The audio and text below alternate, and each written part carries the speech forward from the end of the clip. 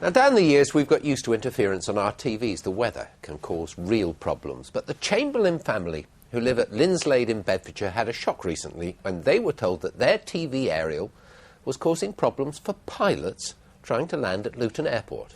The National Air Traffic Service told Look East safety was never put at risk, but the aerial in 12-year-old Nicky's bedroom has had to go. Earlier, we spoke to Nicky and his dad, Dave. I asked how they'd first discovered there was a problem.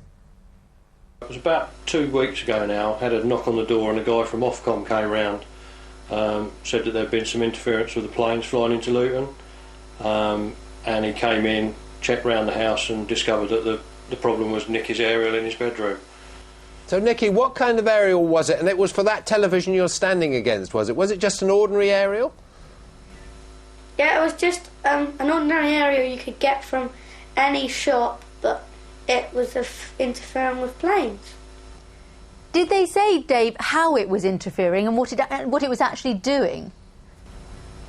Yeah, apparently when the planes were flying over our house, they couldn't speak to the tower at Luton properly, so they were having to change frequencies so they could talk to the tower. So if you've got planes that actually come over the top of your house, are you under the flight path? Yeah, they changed the flight path a few months ago, and now they come sort of over the top of the house, but it's mainly later in the day, sort of in the evening time. So, Nicky, what's happened to the aerial now? Did they take it away with them, or have you had to get rid of it? Well, they unplugged it, and then they told my dad he had to get rid of it, so he sort of destroyed it and put it in the dump. So, what are you doing for TV in the bedroom now? I can't watch it in my bedroom at the moment, unfortunately, so I just go downstairs and watch it. Oh, feeling very sad without his telly, but I hear plans are afoot for a big redecoration in the bedroom anyway, Dad, is that right? Yeah, I'm working on it at the moment, and as soon as we get it all sorted out, then we'll get an aerial. Hopefully we won't have any more problems. Well, it's good that you are going downstairs to watch it with the family, Nicky. Thank you, both of you, for being with us this evening. Thanks very much. Thank you. Now, if you were going to drive off-road, up and down mountains, through sand dunes and jungle, I wonder what kind of car you would choose. A rugged, powerful 4x4? Or something old with a 600cc engine? No-brainer.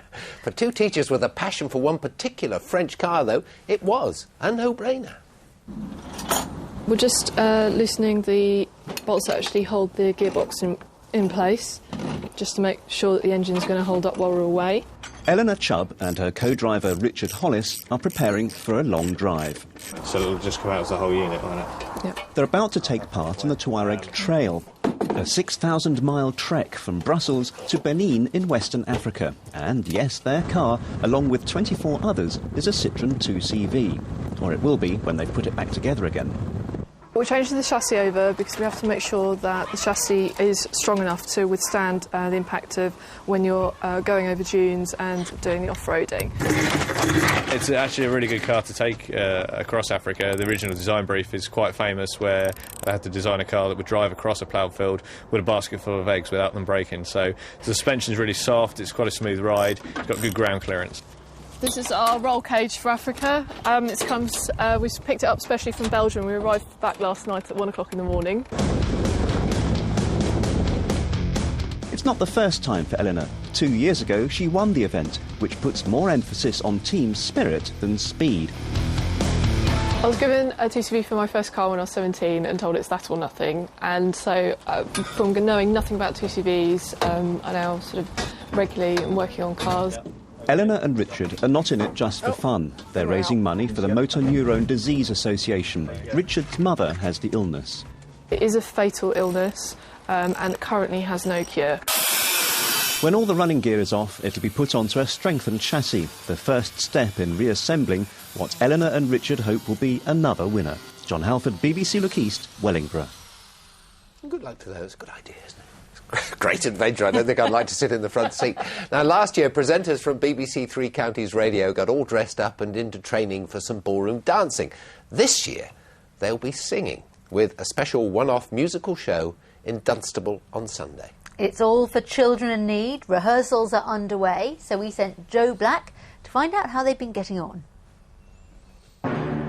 Last year, it was all about learning to move on the dance floor. But this year, it's all about learning how to sing like a star. But now, a special one-off musical show with a difference. Singers in need. I've actively been telling my listeners not to come. I think it's better that they don't, really. I know it's for the children, but I think really humiliation is something that should be done in private. I've been up and down, over and out, but I know one thing. As radio presenters, their voices are instantly recognisable. But this is the team from Three Counties Radio, like you've never heard them before. I'm feeling fine, I'm just a little worried for the audience. Why is that? Well, isn't that obvious?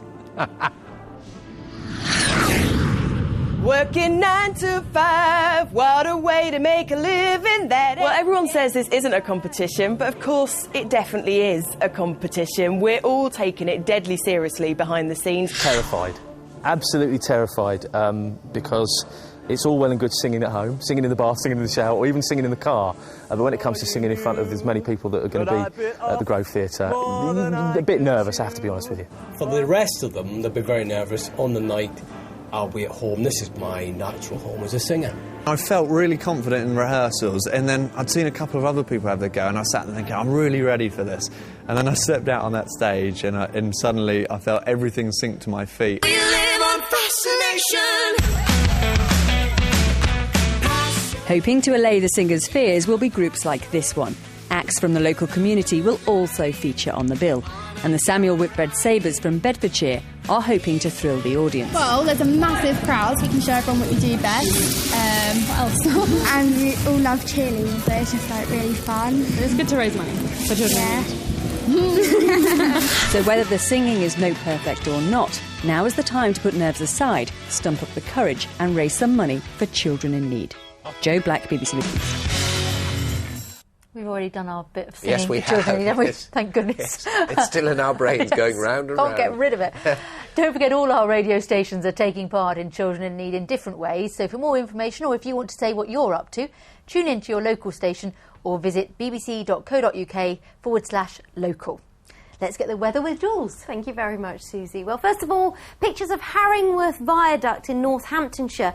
Now, it's the longest in Britain, has 82 arches and is 3/4 of a mile long. And it was underneath rather cloudy skies this morning, as were many of us. And in fact, the thickest of that cloud producing some patchy rain and drizzle. But you can see some brightness and sunshine coming through there. And actually, if I show you the satellite picture from about 4 o'clock this afternoon, you can see in the extreme south, well, we had some breaks in the cloud, whereas further north, well, much more in the way of cloud. But by that time, most of us were dry. So tonight, well, a lot of that cloud in the north has now gone too. And for many of us, it'll be a dry, clear start to the night. But as a cold front moves in from the west, that's going to introduce thicker cloud and perhaps a little bit of patchy rain and drizzle for some of us. Temperatures tonight, well, anything between about 9 and 11 degrees Celsius, so a mild night for the time of year, with the winds starting off south to southeasterly, but by morning they'll be round to the southwest. Now tomorrow, this is the cold front that moves in during the night, bringing that thicker cloud and that patchy rain and drizzle. And we may still have a little bit of light and patchy rain first thing, but that should clear away. And as the cold front pulls into the North Sea, we should start to see the cloud breaking up a little bit. So some bright or sunny intervals, but for much of the day, I think we'll be buried beneath quite a lot of cloud. But it is looking largely dry.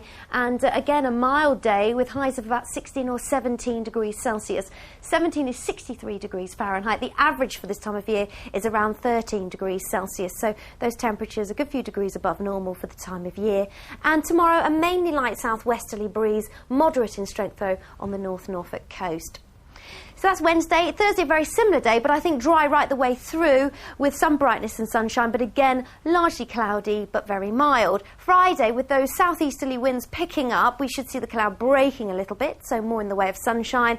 And at the moment, a bit of a question mark over the weekend, but as it stands, it's looking rather unsettled, with outbreaks of rain on Saturday, and then rain giving way to showers on Sunday. But as ever, I will keep you posted. And as for overnight lows, well, those temperatures remain on the mild side too, between about 7 and 11 Celsius. See you tomorrow. Thank you very much, Jules. A quick word about tomorrow's programme, and it's going to be a first for television. I'll be presenting the programme live from inside a Crown Court and asking why we send more people to prison in this country than most other countries in Western Europe. We'll be asking a judge and the CPS, and we'll be explaining exactly how the court works. So that's Look East tomorrow night. That's all from us for this night. Good evening. Good night.